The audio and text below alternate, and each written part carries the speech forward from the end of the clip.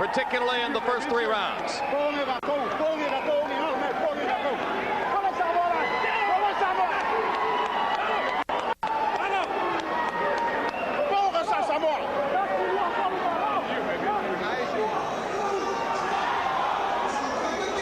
Good evening, ladies and gentlemen, and welcome to Miccosukee Indian Gaming near Miami, Florida for an evening of World Championship Boxing on HBO Sports. Under the promotion of Cedric Kushner Promotions, the matchmaker is Eric Botcher.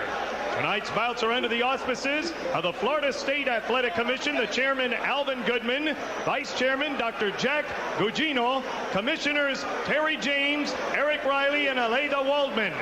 Ring officials assigned by the Florida State Athletic Commission. Your ringside physicians are Chief Physician Dr. Alan Fields and Dr. Ramon Garcia Septien. Your timekeeper is the cheerful Carmine Chiricella. And counting for the knockdowns at the bell, the alternate referee, Jorge Alonso.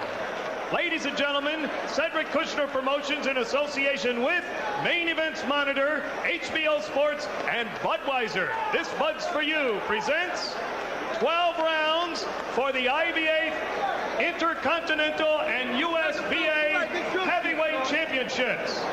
Mandatory box off. Your ring officials assigned by the International Boxing Federation and United States Boxing Association, IBF and USBA President Robert W. Lee. Your judges at ringside are from Chicago, Illinois, Mike Gliena, from Arlington, Virginia, Sheila Harmon Martin, and from Miami, Florida, Rocky Young. Your referee for this event from Jacksonville, Florida, Teles Asimenios. Introducing now the principals first in the blue corner to my right, wearing the black trunks with the white accessories. He weighs in at 224.5 pounds. His professional record reads 32 victories, 1 defeat, 27 wins coming by way of knockout.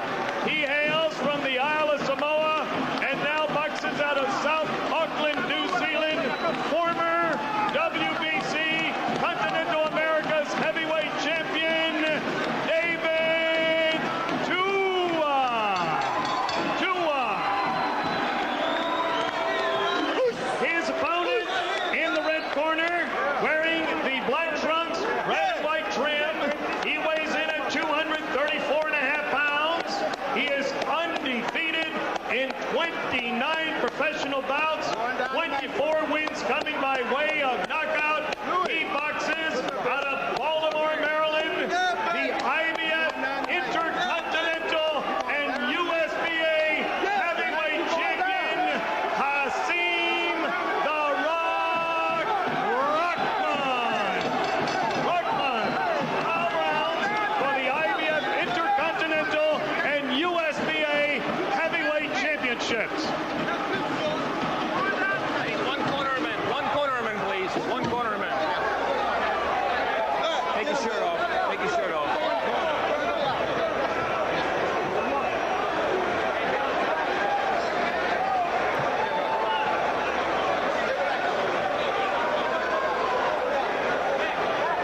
Gentlemen, you have received instructions in the dressing rooms. Obey my commands at all times. Protect yourselves at all times. Do you have any questions? The belt is positioned properly, so from here down is a low blow. I know we had some concerns. I wish you good luck. May God bless you. Shake hands, please. I hope the referee exercises more control during the fight than he did just now in the introductions when he allowed the fighters and all of their handlers to approach each other at center ring for the introductions. Fascinating strategic confrontation. Can Rahman outbox the quicker, vastly more experienced Tua? Can Tua overpower the bigger, heavier Rahman? can either of them deal with the other's big punch? It's a wonderful set of questions for the two heavyweights to bring into the ring. Just to reiterate what Larry Merchant said in the opening, Larry Merchant's choice as the most significant fight of 1998 in any weight class, because so much is at stake for the two young heavyweights. Tua to the body with the left hook, Rahman with a right to the body and up top. Watch for Tua to come with that overhand right over Rahman's jab if he keeps jabbing low. Rahman believes his big advantage in the fight is a superior jab. He thinks that he should be able to outbox Tua as the result of it, and he's landing the jab early. And that should be his best weapon if he uses it properly.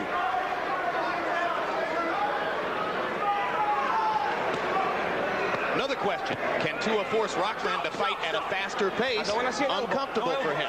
Rahman loves to fight at a snail's pace and measure himself round to round. And that seems to be what Tua's doing early. He's trying to push the issue, make Rahman fight early.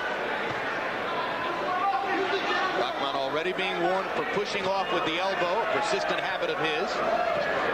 Later you'll see him lean all over Tua when Tua forces his way in. There's a sharp right hand to the top of Tua's head by Rahman, and Tua sneaks his left hook behind Rahman's guard.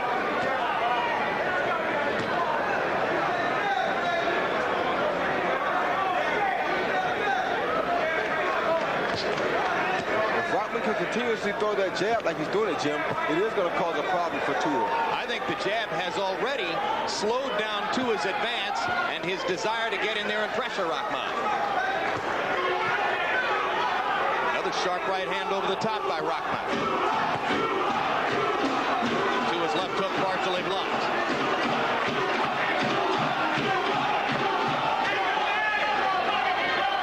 Tua's head pretty still as he sizes Rahman up, and Rahman taking advantage of the still head to land the jab and occasional right hands. If anybody has made a strategic statement in round one, so far it's Hasim Rahman.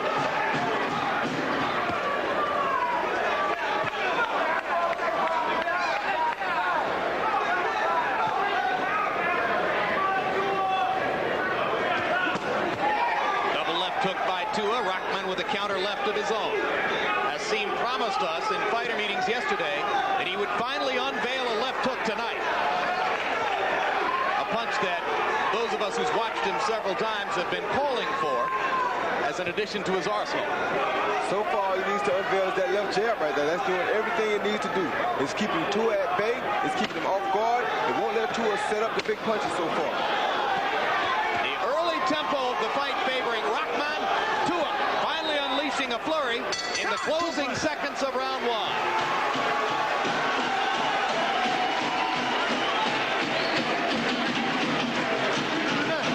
It's a real nice round, son. A real nice round. Like boxing ain't nice. Look at the focus. What I need you to do is relax and keep that jab in his face. Now look at me. If you could beat this guy for 12 rounds with moving in his jab just by changing a little direction. Take some deep heat. He got the right hand up high. Got his high right. Hit him on the shoulders when he throw that hook. Right? Don't aim at him. Eliminate this guy. Hurt this guy. I want you to go fast punches with this guy. Now come on, let's hurt this guy Double jab, double jab. Stepping up with the jab. Snap the jab. Do not lay that jab out there, okay? And roll. Then hit him on the arm with that hook. All right? Let's pick up the punch count. Don't jump in. Sense of urgency in Tua's corner from Lou Duva and Ronnie Shields after an ineffective first round by Tua. Rahman landing 20 of 43 jabs. That was the story of the round. And Hasim comes out firing 1, 2, 3, 4, 5 jabs and a right hand to begin round two. One problem is when a guy's throwing a good jab, you should attack his jab. Counter every time he sticks a jab out, and this can disencourage his jab. Tua is not doing this, and if he doesn't, he's going to make it an easy night for Rahman. I think Rahman has showed unusual poise. We've never seen him quite this calm. He seems to know exactly what he wants to do, and he's doing it. Rahman with a new trainer, Chuck McGregor. He first became familiar with McGregor when McGregor trained Obed Sullivan against him a year and a half ago in the Apollo Theater in New York. Now he's in McGregor's stable of 7 or 8 heavyweights out there in Arizona. Inside, he's still keeping that left hand a little low. So if Tua did throw the overhand right, it's a possibility that it could land, but he's not throwing it. Only seen a couple of overhand rights from Tua. Rahman saying disdainfully of Tua, hey, he's a two-punch fighter. He throws an overhand right and a left hook, occasionally an uppercut. I can deal with all that.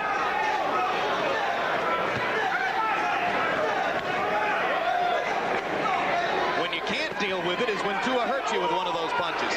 And more it looks to me, Roy, as though if he hurts Rahman, he's going to have to get to the body first to do it. There he threw overhand right and landed a left hook because of landing that overhand right first.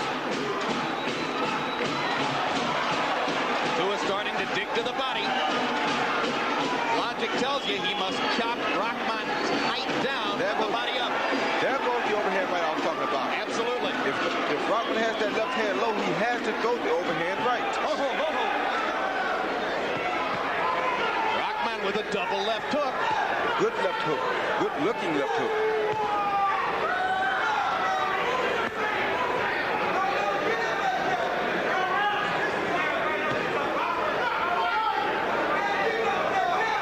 Has his right hand pinned to the right side of his face and using his left hand to win the fight. Tua that time leading with the left hook and landed it. That right hand pinned to the side of his face is keeping him in the fight because it's keeping him from getting hit with that big left hook. Exactly what I was saying. In other words, he's saying to Tua, you're not going to beat me with your left hook. You're going to have to find another way. I don't know that you have another way. He's taking Tua's most effective punch away from him. Well, it's no mystery that when you fight David Tua, you got to take away the left hook.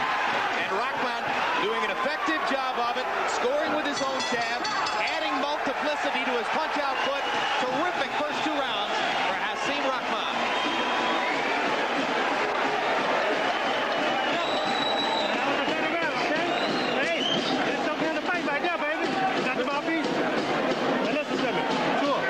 When you talk to this guy, he start leading off with the overhand right, then follow back up with a double hook, okay?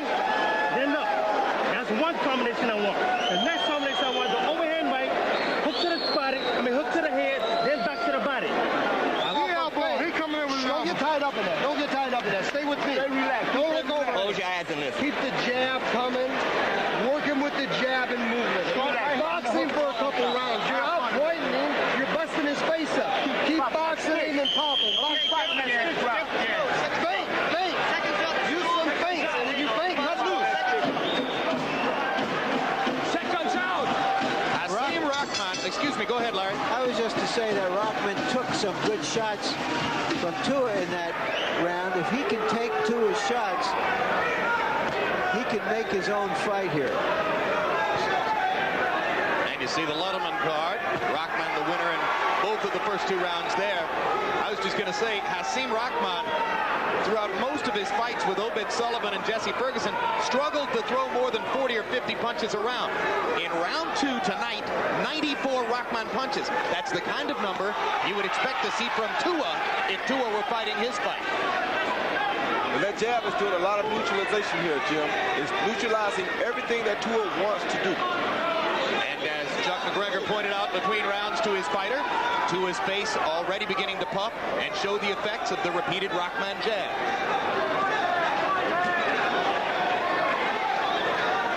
Now Tua going inside and getting shoulder to shoulder with Rahman.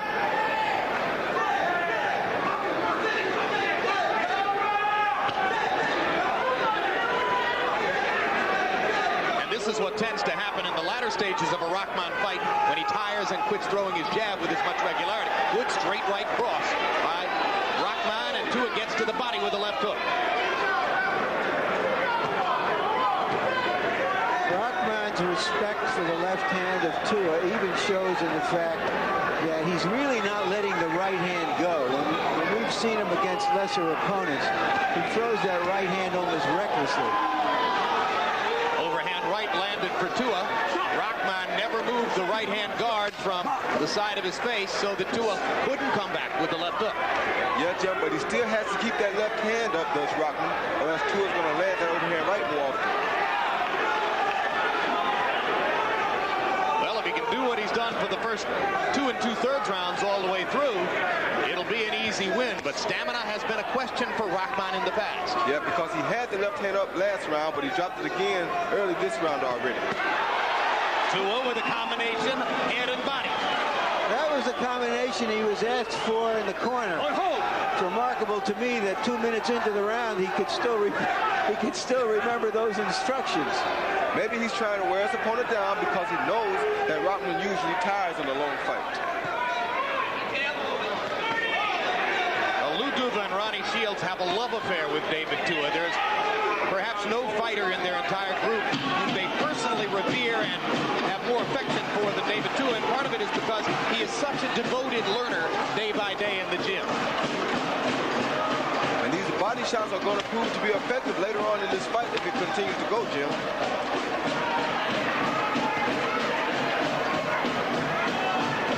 You saw Tua's late round comebacks against both David Izanrite, now David Izan, and against Ibeabuchi. The one against Ibeabuchi fell short, and still to come tonight, Floyd Mayweather Jr., world champion now at 130 pounds, and the man who preceded last week's Fernando Vargas victory to become the first from the 1996 Olympic team to win a world championship. Vargas was the second. David Reed somewhere down the road, along with several other Olympians who are getting into position. Tonight's Mayweather opponent, Angel Manfredi, astonishing in the current business practices of the sport that he would have chosen to fight Manfredi right away upon gaining the title. Yeah. Right hand, when you close, hit him with the body shot, hit him with the uppercut, come back with the hook right hand, okay? A lot of overhand right. Other than that, after you jab, use your legs a little more, relax. That way he's got to reach for them body shots. Close your eyes. Use them Get down, jabs. get down, man. Here you see the combination that Tua threw at the end of the fight. Left, right to the head, left to the body. At this point, Rahman is landing roughly an average of 20 jabs per round to Tua's 3. If you recall, before the fight, we said he had to extend his advantage with the jab to hold off Tua. He is doing exactly that. And landing 20, but just as important, throwing 44 per round. A high jab output, keeping Tua busy defending himself. Tua fights the hardest way, the wars of attrition. Overhand right lands for Tua. Tua has never been cut and has never been down. Left eye seems to be swelling closed a little bit. Tua. Right hand lands for Rahman, and again, jab, jab, jab. Keeping Tua on the defensive. Rahman dominating the fight with the stick. George Foreman sitting at home tonight always says, Roy, it's an easy sport if you have a jab. If you have a good jab, when the time comes, you can make your job extra easy. Now that he has made Tua, impaled him literally on the end of his jab, he's starting to throw that right hand a little bit more.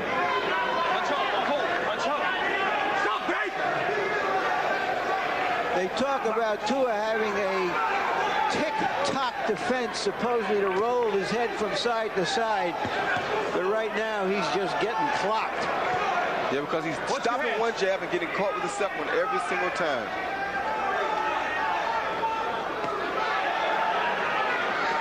Rahman releases the right hand and then immediately pins it to his cheek, looking for the left hook coming back.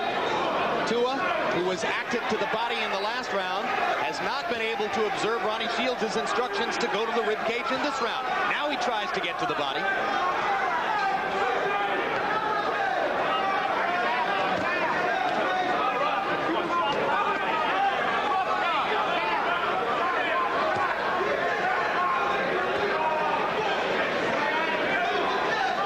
If there's been one dramatic change in the heavyweight division over the past 10 years, it is size.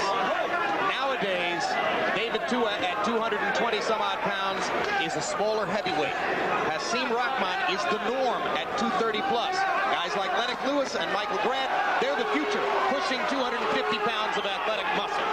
Yeah, heavyweights are heavy now. Very. Oh, good right hand by Rahman. Terrific combination by Rahman, hurting Tua as he stands in his corner and counter punches brilliantly past the Tua attack.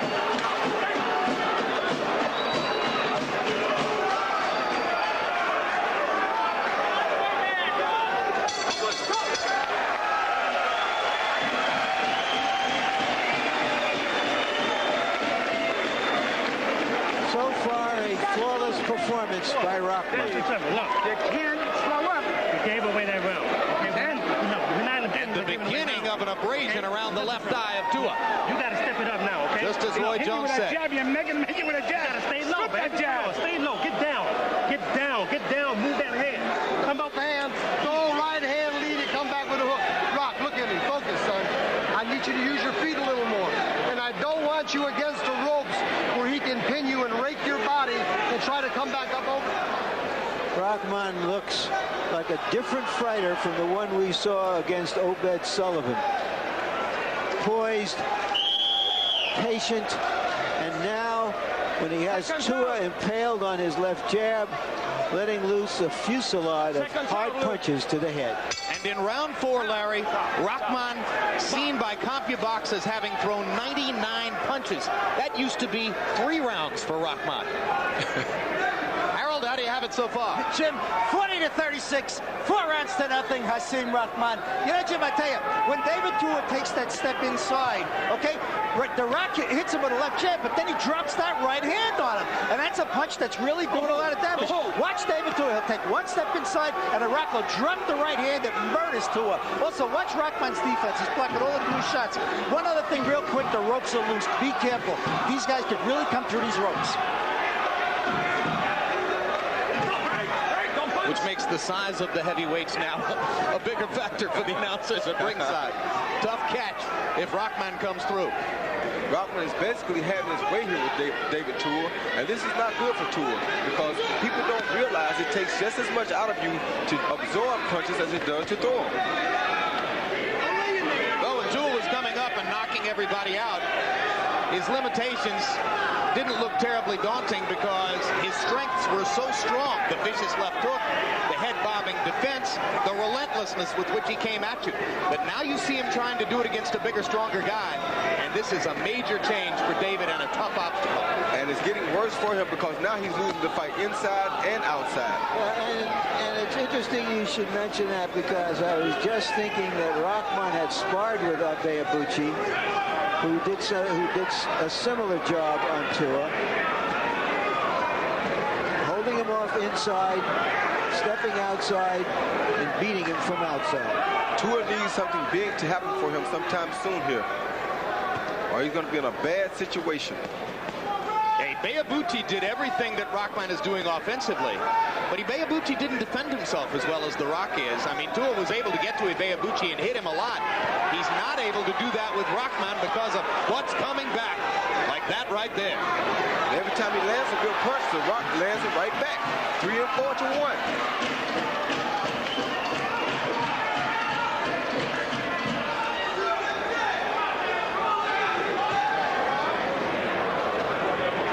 Seems to be confident in his condition too. He's fighting an intelligent fight. Intelligence runs in the family. He's got a brother in medical school. His father was an engineer. He's just been in the ring for 5 or 6 years and showing us some real quality stuff tonight. Family wasn't at first certain that they were happy with Hasim's choice in becoming a boxer, but he was at the time the one member of the family who was getting in trouble and falling short of his potential, so they said, well, if he's devoted to this, let's let him go with it. And look what he's done. Just look what he's done.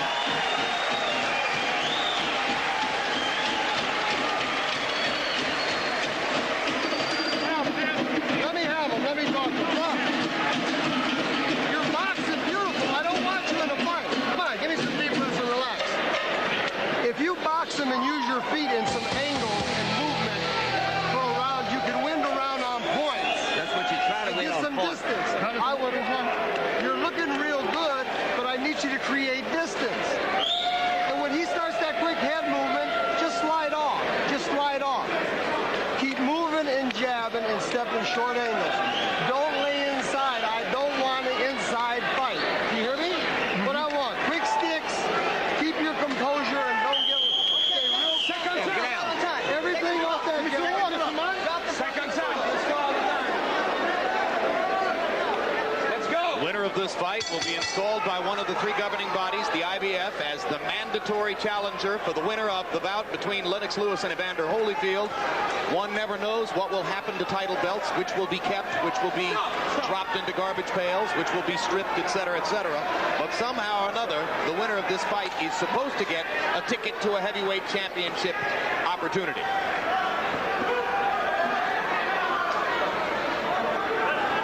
And in the first 5 rounds, it's been all Hasim Rahman.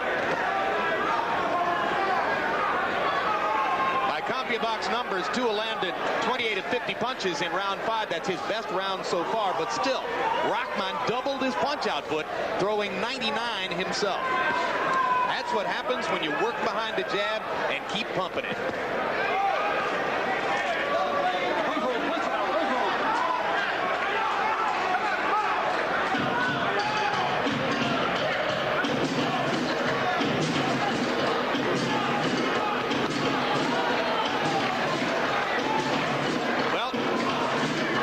About the moment, Roy, when I can imagine George, the consummate heavyweight himself, sitting here saying David Tua needs to dispense with the fight plan, go inside and roughhouse, do anything to change the tempo of the fight.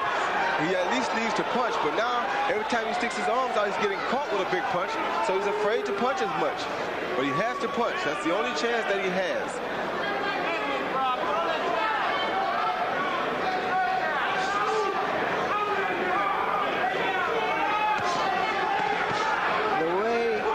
Is fighting is a genuine revelation in the boxing world, where David Tua has won some real respect.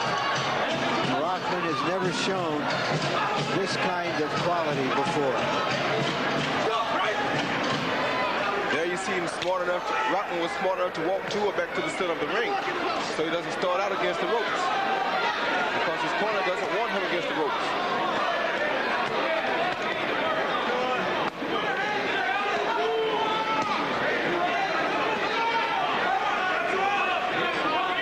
Tua is just not looking to punch enough.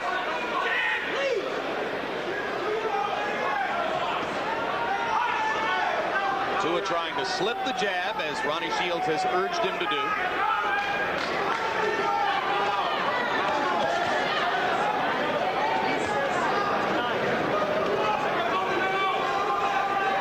This round fought at a relatively measured pace. And again, historically, that's what Rahman likes. Although he's been setting a fast pace tonight, he's comfortable when the punch count slows, and he just leans all over guys and uses his big body to blunt them.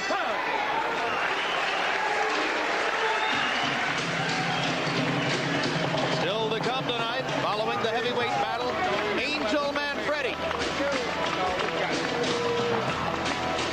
Trying to win a 130-pound world championship against Floyd Mayweather Jr. Angel, who is given to dreams and visions, says that when he went to church last Sunday, he had a vision in which an angel placed Mayweather's championship belt on his waist, and he wept because he knew that God was telling him that the title was already his. Or that looping right hand. When he throws that looping right hand, shake him good, but shake it out here. And come back with a short hook.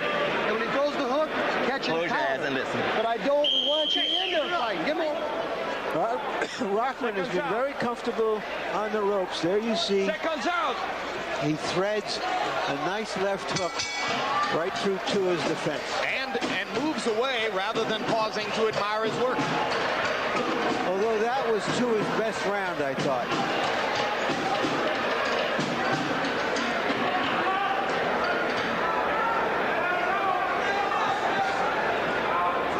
Punch out, hook hold, punch out. Hook hold.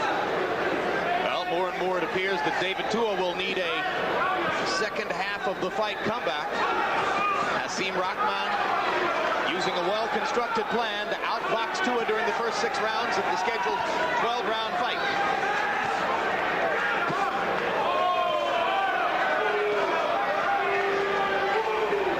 If Tua's going to land big head shots, is now why Rahman is landing in close, trying to look for a breather. There they are. Right hand for Tua.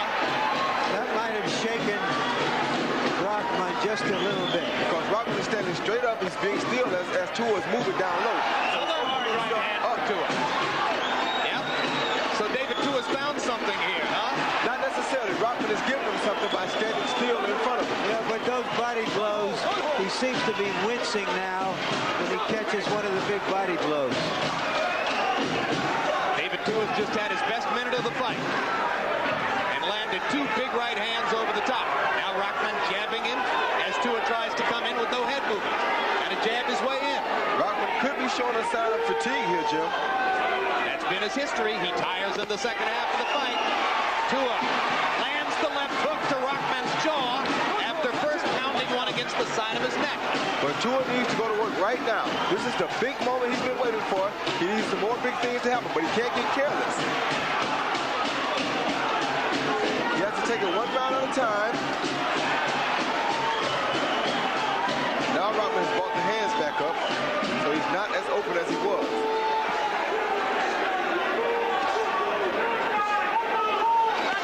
Oh, those body shots may be hurting Tua too.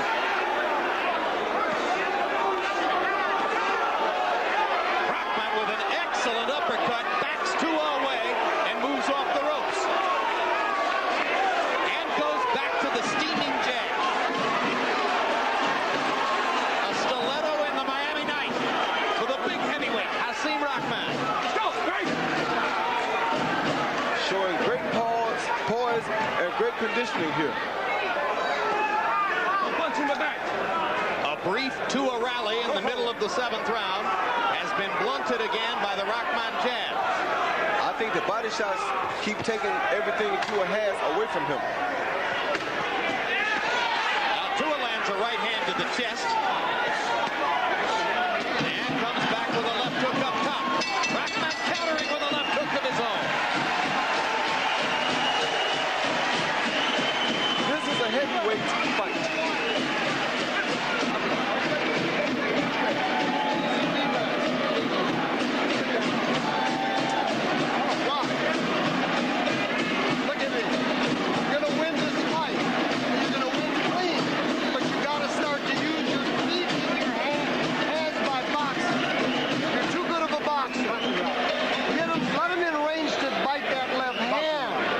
You're losing a fight, and you're losing it pretty good.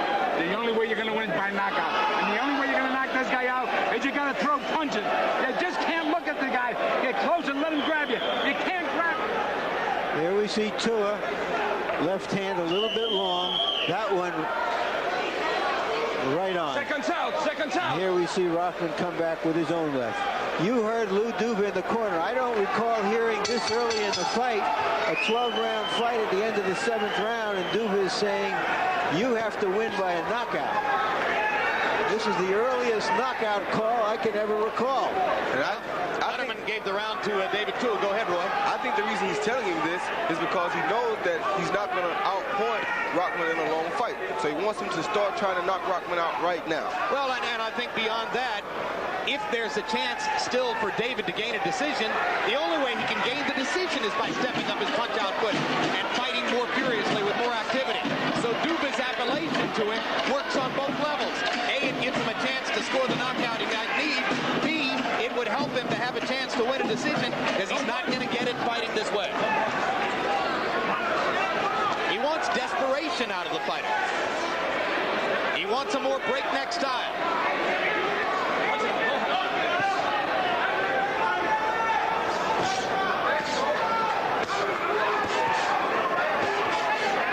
Why it's hard for Tua to do what's asked for him.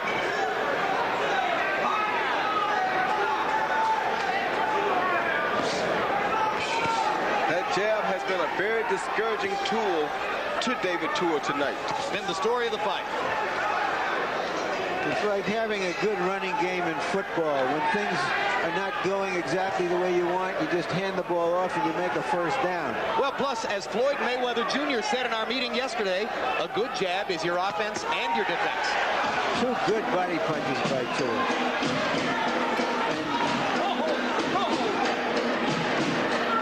Samoan drums at ringside, trying to build the feverish energy for David Tua, the Samoan by way of New Zealand. punch it out. Don't hold. Right here is where David Tua is supposed to be doing work at, but he doesn't. He's so tired from absorbing all the punches until he just doesn't do anything inside anymore. Tua says that at the end of his workout every day, he likes to sit down in front of a mirror for about a half hour and just stare into the mirror, visualizing his hopes and dreams and how he responds to them. If he looked in the mirror right now, he wouldn't like the way Hasim Rahman has made his jab look. And here's a momentary pause to redo the tape around Rahman's glove. Tua, who's thrown only 23 punches in the round, despite Lou Duba's urging that he must go wild. Has plenty of time to think about it as they work on Rahman.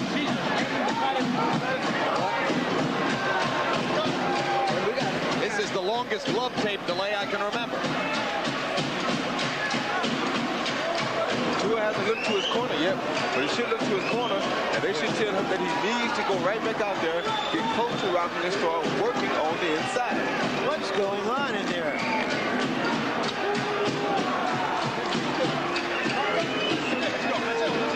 Well, what's going on is that in round 8 of a 12-round fight, or I should say, yeah, right here in round 8 of a 12-round fight, Hasim Rahman just got a welcome 1.5-minute rest. For a guy who's had a tendency to tire down the stretch, it couldn't have worked out better. Why is David Tua holding on the inside? David Tua should be the guy that's busy on the inside. Because he doesn't like the way he's getting hit.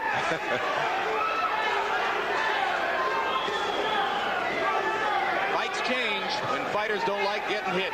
And tonight, Tua is absorbing a lot of leather.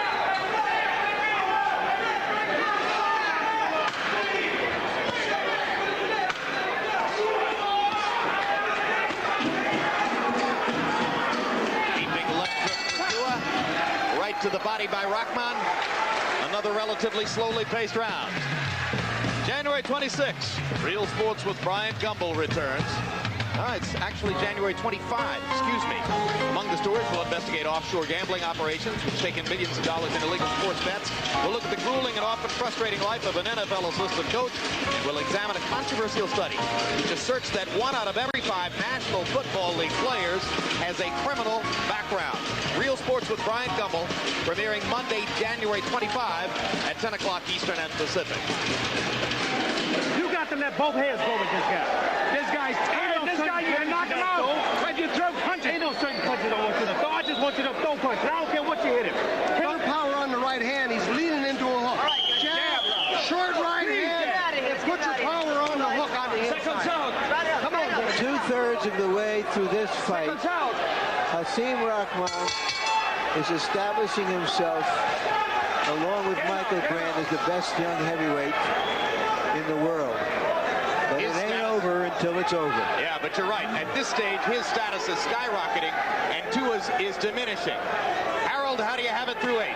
Tonight at 78, 74, 6 rounds to 2, Hasim Rahman. I gave round 6 and 7 to David Tua because he got inside and the Rock stopped jabbing, I tell you the truth. But you know, Jim, maybe I'm imagining this, but it's very strange. If you watch Rahman real close, like I watch him, half the time he ain't looking at Tua. He's looking all over the place. Watch his head, watch his eyes. He looks at me, looks at you, looks at the corner. I'm telling you, if he takes his eyes off of Tua once too many times, he's going to get whacked. Well, maybe he's got some kind of special peripheral vision because he seems to be controlling the fight defensively as well as offensively. Actually, what I think he's doing is he's watching Tua's shoulders. He looks like he's looking over the top of Tua, but he sees Tua's shoulders. So he can tell when Tua's going to throw a big punch. Whichever shoulder dips or starts to come at him, he dips to that side to avoid the punch. Big right hand by Tua. And Tua's quicker with the right hand. He has less of a tendency to telegraph that overhand right. When he wants to throw his big left hook, he's got a major tendency to dip to that side and let you know it's coming. And that's what Rahman knows.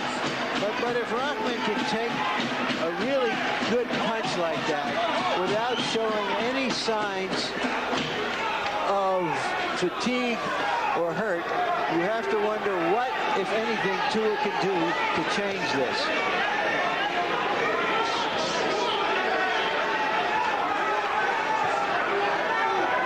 The only thing that can can change it, Larry, is the element of surprise. You have to catch him with one of those big punches when he's not expecting the big punch. That could change everything. Well, I think it's going to have to be the right hand over the top, Roy, because more and more it appears the left hook has been blunted here.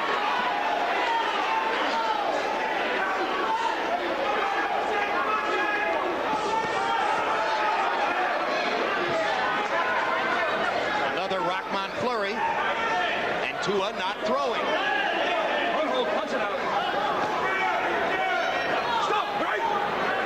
Duva sitting at ringside has a sick look on his face as he watches his heavyweight David Tua reduced to target practice part of the time by Hasim Rahman when Rahman elects to throw his jab.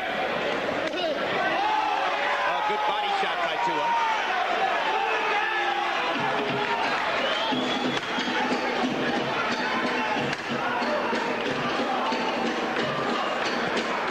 Good punch, though. It's 10 seconds before he throws another good punch. Oh, boy. That punch into the round. Landed immediately after the bell, and Rahman is seriously hurt, wobbling back to his corner. Duva is in the middle of the ring, battling with the referee, and I have no idea why. The bell rang. His fighter got the clear shot.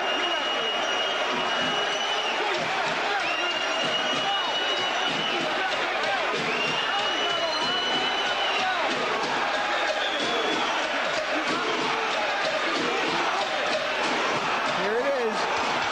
That right, and that's the one just as the referee was moving in to separate them at the bell.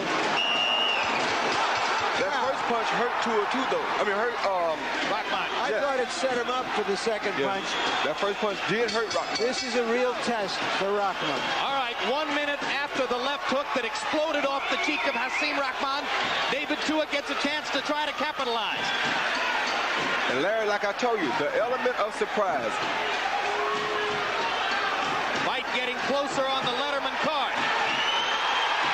Tua going to work. Rahman not throwing. Tua slashing to the body with rights and lefts. Rahman in trouble. And the referee's going to stop it. Stop the fight. I believe that is a very bad stoppage. I totally agree. That's as premature as any stoppage can be in a heavyweight fight.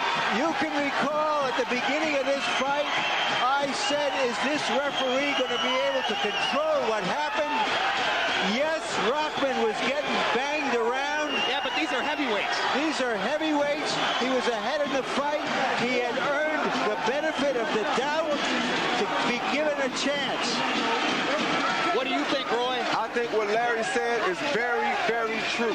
The guy, you have to give the guy an opportunity. He worked too hard for too long for you to step in and stop him. He wasn't getting hit repeatedly. He had control of himself. He was getting caught with good punches, but you still have to give him the benefit of the doubt. Well, he's been working too hard and too long. That makes three of us, gentlemen. I think this is a rank injustice, which isn't to say that Tua wasn't continuing the rally and might not have gotten it done at some logical time. What makes it was too quick. What makes it a particular injustice, Jim, is he was hit after the bell in the previous round.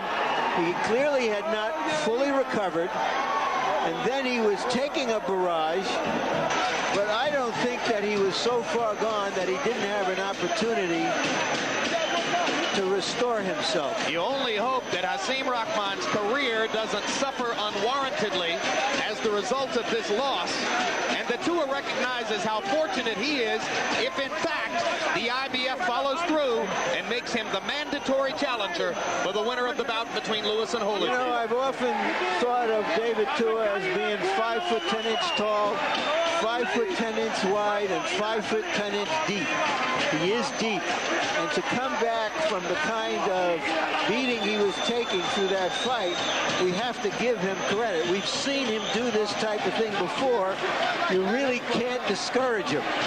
Well, he has as much heart as any heavyweight. Yes, he does. That was a very beautiful fight by both of these fighters. But one thing you have to know, Jim, sometimes the IBF and other governing bodies will demand a rematch when they see that there has been injustice. So hopefully these two fighters will come back and get to do this again, because both fighters fought a brilliant fight. It's not the fighter's fault that it happened this way. Absolutely not. And you know, not to take anything away from David Tua, who deserves credit for the moxie he showed in continuing to come back and spotting his opportunity. But if he gets the title shot and Rahman goes back in the shuffle as the result of that, that would be unfair. So let's take another look at the end of the fight, and clearly, Roy, Tua was doing the damage. Oh yes, Tua had him. He was hitting him with some good punches. He hadn't dropped him yet. He was catching him, but as you see, he's fighting back. Not many of the punches are very clean punches. He's still ducking punches. He's still very clear. He sees exactly what's going on. He's not giving up. He was slipping punches there. That is not a heavyweight fight stoppage situation. Sorry.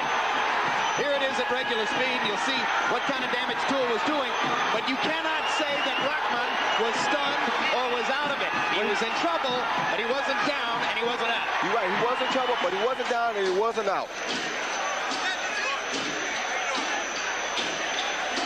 He wasn't down and he wasn't out. But a comeback victory for David Tua, who showed you a lot of what he was made of as he managed to reverse circumstances in a bout in which most everything was going against him. And he did exactly what I would have did, Jim. Once you get that referee close to watching, Tua did exactly what I would have did. He turned it on, and you hope that the referee will come in and stop it, because this is your chance to try to gain back everything you've lost in that fight. So I don't blame Tua. I would have done the same thing, because you know the referee wants to protect the guy. The referee is not doing this out of spite. He's just trying to look out for the other opponent. Absolutely right. Tua was very smart in going ahead and launching that attack the way he did. And he sealed the deal with his trademark weapon. He may telegraph that left hook, but when he lands it, it makes its point. Yes, it does. All right, let's go to ring announcer Mark Barrow for the official particulars on this one. The time, 35 seconds of the 10th round. The winner by technical knockout and new IBF Inter-Continental and USBA heavyweight champion, David Tua.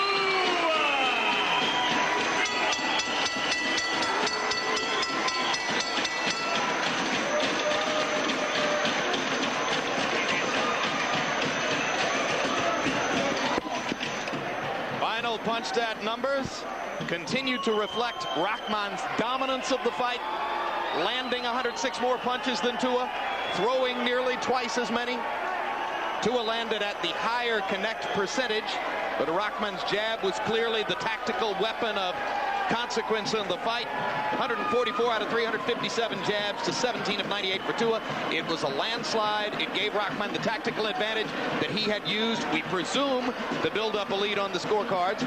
In power punches, however, Tua was sort of altering the picture a little bit, landing more than Rahman and at a much higher rate. And ultimately, Tua's power punches spelled the difference as they persuaded the referee to stop the fight. And Larry Merchant stands by with referee Telis Asiminos. All right, thank you very much, Jim. Why did you stop the fight? Larry, the guy could not defend himself on the ropes. He was taking shots on his head non-stop. I didn't have a choice. We don't have a standing 8 count in the state of Florida. I advise the fighters, if they are in the same situation, go down in one knee to get a standing 8. To get an 8 count. When did you advise them to go to a knee? I advised them before the fight in their dressing rooms, both fighters, because we don't have. We're watching here, and so you're saying that he should have taken a knee and then he could have survived. Right here, I think. You see, but none of those punches, that punch landed, but that punch didn't land. I mean, only one of those last 3 or 4 punches landed flush. From what I was seeing, the punch was landing at one point. The ropes held him from going down. But you call, if the ropes were keeping him from falling down, couldn't you therefore call that a knockdown? Yes, you can. Indeed, you can. However, he was squatting on his thighs too, and I didn't know if he's, was not very clear. Right here, you see him, the ropes barely hold. He was sitting on the middle straight. You could conceivably have called that a knockdown. He took 3 and 4, 5, 6 punches on the jaw unanswered. All right, so that your feeling is, despite the fact that he appeared to be winning the fight and even controlling the fight, that barrage of punches put him too much in danger.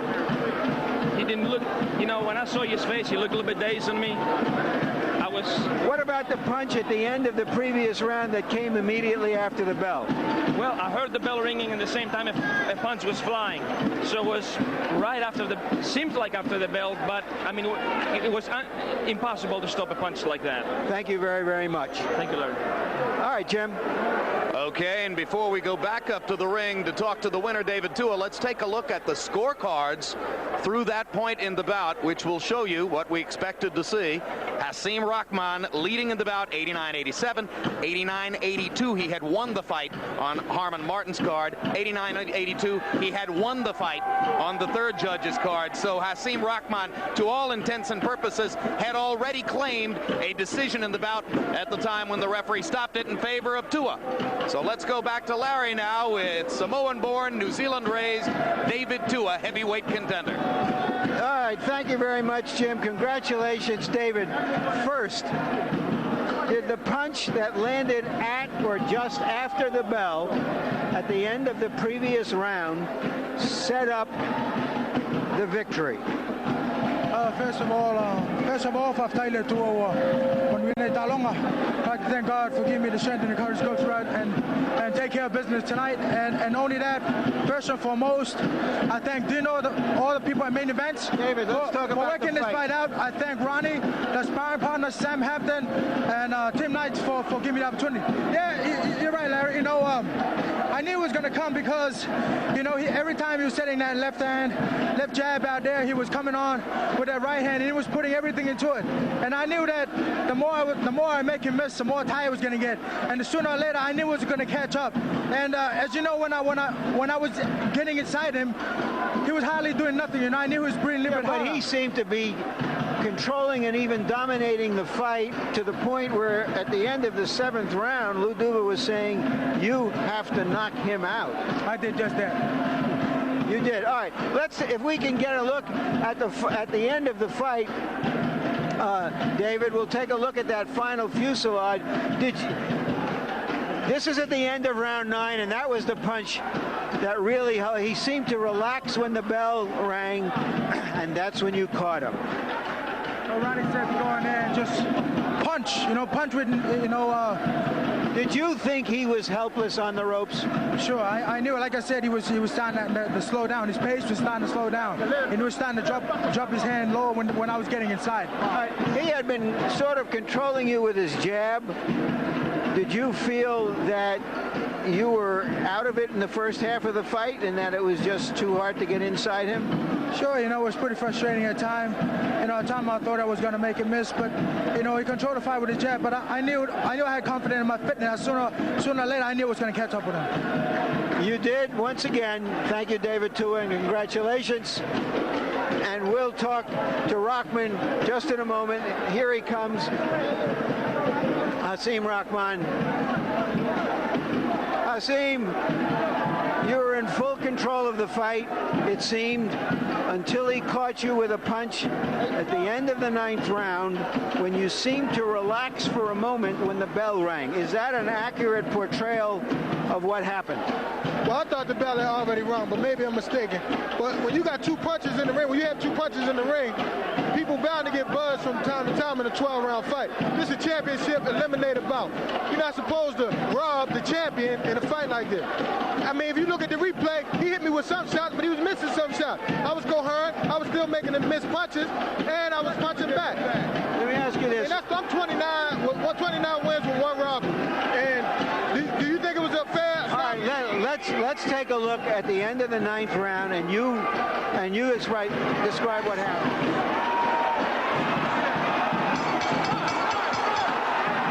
Good punch after the bell. A good punch. Yeah, he's a puncher. When you came out for the next round. Were you still buzzed from that? I was not buzzed. I was not buzzed. I mean, the man is a puncher. I mean, man, I'm the champion. I deserve the respect as a champion.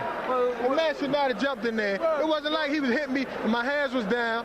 I was still defending myself. And it's a championship 12-round fight. You gonna start the fight in the 10th round? All right, let's take a look, and you can tell us what you see in that final fuselage. I see him hit me with a punch. He missed the punt. He missed the punt. Good body shot. One body shot got in. He hit me with, it wasn't nothing on that good hook. Miss. These are not solid shots. Miss. My hands up. And he missed 4 shots in a row, and he stopped the fight. He missed 4 shots in a row, and he stopped the fight. Let me ask you this. The referee said that he told both fighters... Oh, man, look at that ref. The referee said that before the fight, he told both fighters... If I'm hurt, take a knee? Take a knee. I wasn't, obviously, if I wasn't defending myself, I would have took a knee. It occurred to you at that moment that you could have taken a knee? It occurred to me the whole fight that if I was ever in that, had the round continued, the round before, had it been a minute left in that round, maybe I would have took a knee. Will you try to protest the end of this fight and try to get a rematch? He's going to be filing with the IBF immediately to protest this decision by the referee. He was winning almost every round of this fight. I was running away with the fight. He was dominating the fight. The referee had no right to stop the fight this time. We will demand an immediate rematch, and hopefully the IBF will give justice to this man. Thank you very much. What you think? Jim? Larry, let's turn to our favorite.